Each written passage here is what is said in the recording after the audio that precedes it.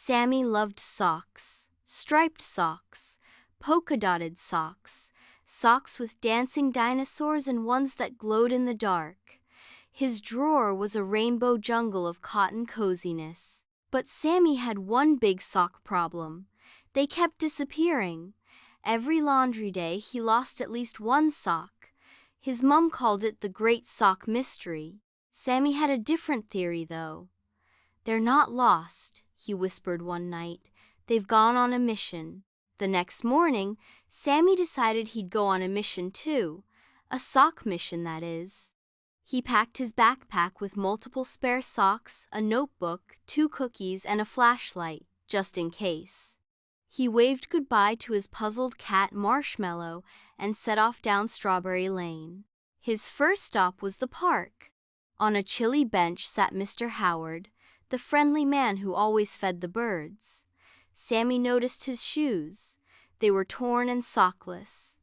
"Do your feet get cold?" Sammy asked. Mr. Howard chuckled and replied, "Sometimes socks sure would be nice, though."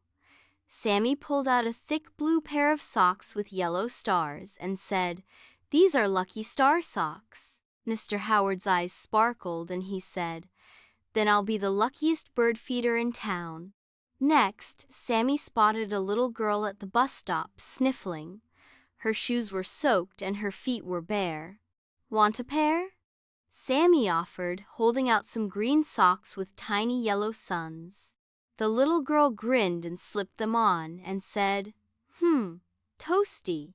By noon, Sammy had given away 8 pairs of socks. He'd met an elderly woman who used socks as mittens, a boy with holes in his shoes, and a jogger who had wet socks as he stepped into a puddle. With each gift, Sammy felt warmer on the inside. But his backpack was now empty. As he walked home, light drizzle began to fall. Sammy didn't mind. He was already planning his next mission. That night, as he folded the laundry with his mom, she held up a lonely sock. "Another one vanished," she laughed. Sammy smiled.